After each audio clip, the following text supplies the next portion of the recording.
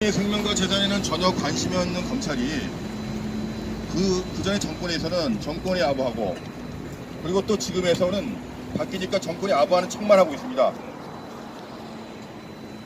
IDS 홀딩스 사건 아시겠지만 672억으로 사기받던 김성훈이 재판 중인 2년 동안에 1조 960억 사기친 것을 방관한 놈들이 바로 검찰이었습니다. 그런데 최근에 제보자가 나타나서 IDS 홀딩스 은닉자금 수백억이 숨긴 곳을 갖다가 저에게 제보했습니다. 제보한 이유는 딱 한 가지였습니다. 자기가 검찰에 가서 제보하고 심지어 파산자들 가서 제보했는데 거기서 나오는 말은 단 한마디였습니다. 당신이 알아서 가서 찾아와라. 당신이 가서 찾아오면 보상금을 받든지 마음대로 하라. 이런 식으로 하면서 그 제보자를 내쳤습니다. 그런데 실은 그 장소에 자금이 인입되어 있다는 것은 그 제보자 위에도 여러 사람이 알고 있었습니다. 그럼에도 불구하고 검찰에서는 전혀 손을 대지 않았습니다. 손을 대지 않은 이유는 딱 한 가지밖에 없습니다. 은닉자금을 추적하는 가운데 검사나 판사 이름이 하나라도 나오면 검찰 조직과 판사가 무너지기 때문입니다. 아시겠지만 2012년 조이팔 자금을 추적하던 중에 김광준 부장검사 이름이 나왔고, 김광준 부장검사는 조이팔로부터 2억 7천의 뇌물을 받은 사건으로 현재까지 징역 7년을 살고 있습니다. 그렇습니다. 이 부패한 검찰과 부패한 법원은 절대 이 은닉자금에 대해서 조사할 생각도 없고 판결할 생각도 분명히 없을 겁니다. 은닉자금을 조사하는 가운데서는 분명히 부패한 검사의 이름이 나올 것이고 부패한 판사의 이름이 나올 것입니다. 그렇기 때문에 이런 것은 부패한 법원과 검찰이 맡길 수 없습니다. 문제는 있지만 그래도 열심히 현장에서 꿋꿋이 일하는 경찰에게 은닉자금의 조사를 저희가 의뢰하는 것이고, 그리고 은닉자금 수사의 과정에서 검사나 판사의 이름이 나오건 누구의 이름이 나오건 지휘 고하를 막론하고 철저히 수사해 주실 것을 부탁드리면서 오늘 자금을 그 장소에 은닉한 놈들을 3명을 고발하러 이 자리에 나온 겁니다. 예, 이상입니다. 무과학근로 회장을 맡고 있는 김장석입니다. 본 사건을 지금 몇 년째 하고 있으면서 상식적으로 도저히 납득이 안 되고 또 생각하면 할수록이 참으로 개탄스럽고 분노가 치밉니다.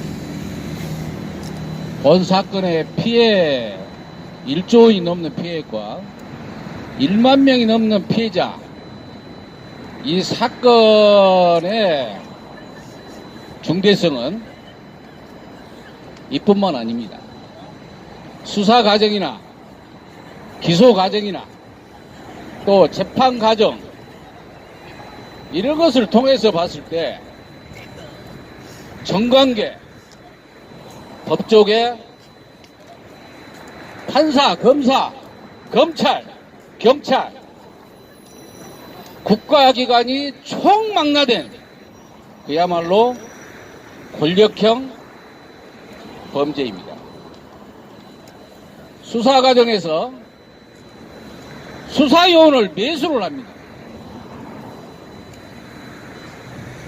그리고 피해자에게 수사 보고를 하고 있어요. 기소 과정에서는 본 사건의 핵심적인 가해자를 알 수 있는 IDS 홀딩스 회장인 유지선이 나도 피해자다 이렇게 주장을 하자 또 참고인 진술을 받게 합니다. 그리고 김성훈의 IDS 홀딩스 사장 김성훈을 재판 과정에서 집행유예로 풀어줍니다.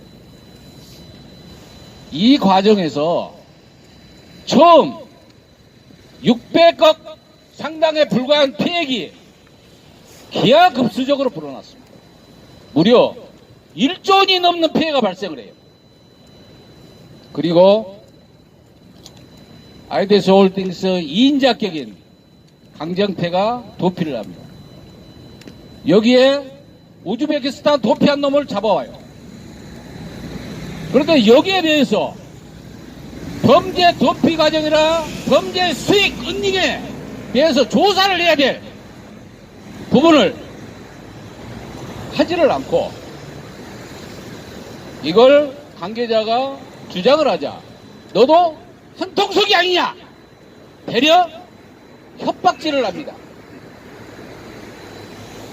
그리고 엊그제 아이디어스 홀딩스 피해자들이 범죄 수익 은닉 관련해서 500억이 넘는 자금을 발견했다는 제보를 받습니다. 그러자 검찰이나 파산 관계인이 하는 얘기가 당신들이 증거를 찾아와라! 이런 개변을 넣어놓습니다. 정당한 법과 공정한 사법은 이 나라 민주주의를 지탱하는 가장 튼튼한 기둥이라고 했습니다. 그리고 사법이 왜곡되는 순간 이 나라는 부패하고 국민들은 고통에 허덕인다고 그랬어요.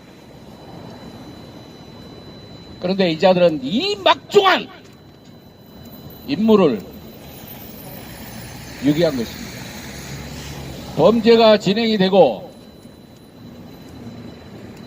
했을 때는 이를 중지시키고 국민의 생명과 재산을 보호해야 될 의무가 있습니다. 그럼 이런 일련의 과정을 통해 가지고 전체적으로 전부 다 방기를 하고 직무를 방기를 해요. 어떠한 실효적 조치도 하지 않습니다. 그래 끝끝내 왜곡 축소 수사에 연연을 하고 있습니다. 참으로 통탄할 일이 아닐 수 없습니다. 아이디어스 홀딩스에 대한 검찰의 수사는 너무나도 노골적인 은폐 수사이고 축소 수사입니다.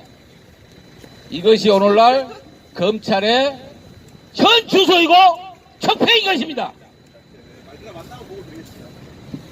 적폐의 가장 큰 피해자는 국민입니다.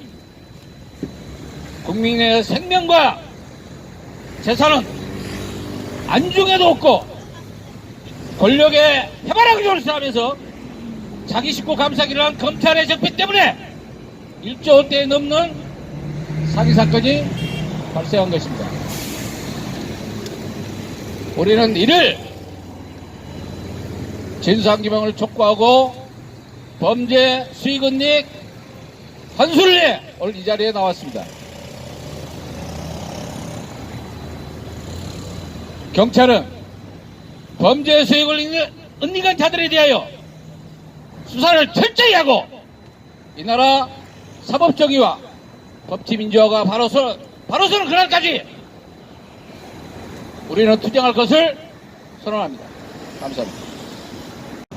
예, 방금 수료받은 개혁연대 민생인도 상임대표 송은학입니다.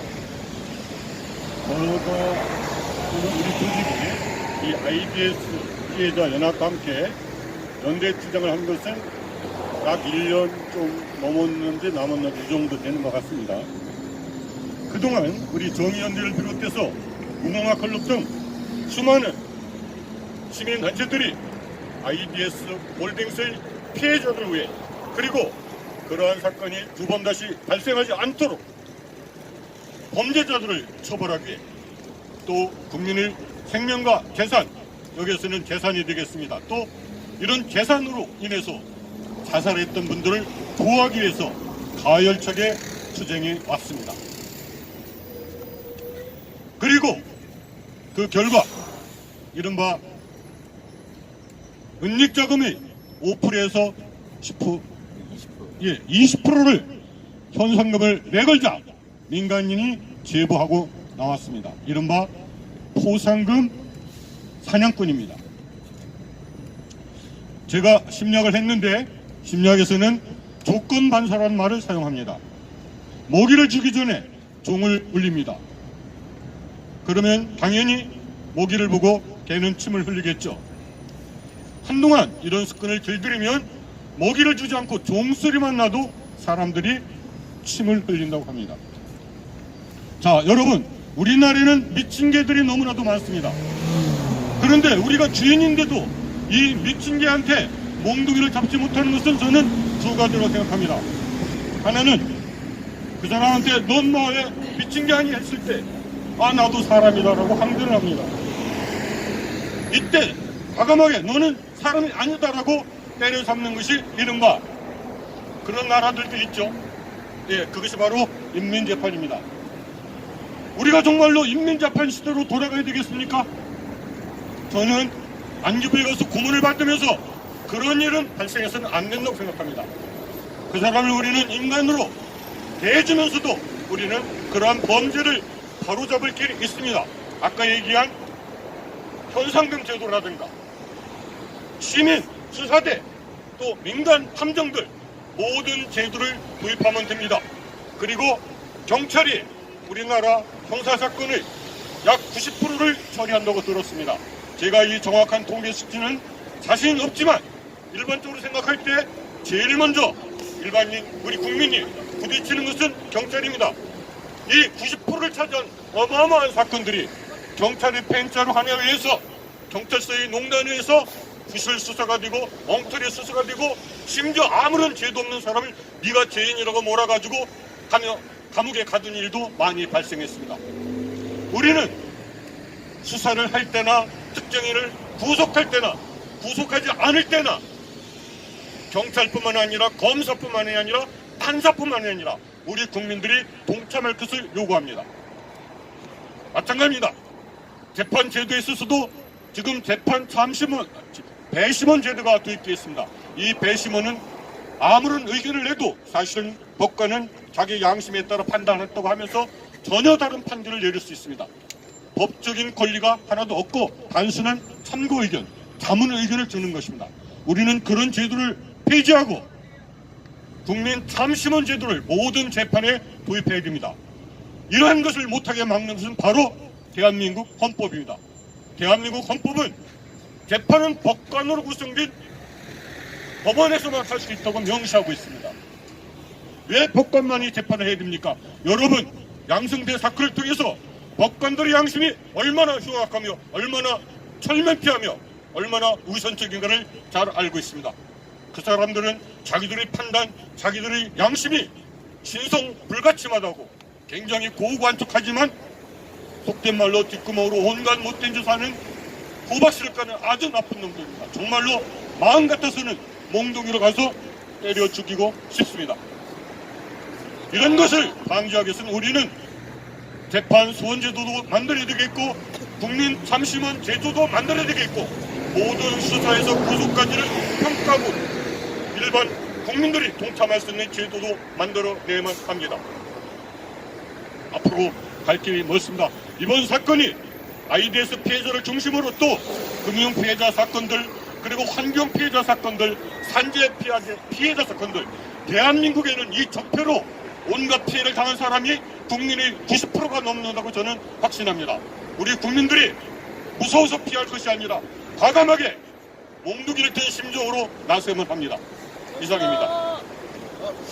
여기서 얘기할 생각까지는 없었는데 세 분의 말씀을 듣다 보니까 진짜 가슴이 울컥하네요. 국민이 이게 참 이거 개돼지 취급을 받아서 되겠습니까?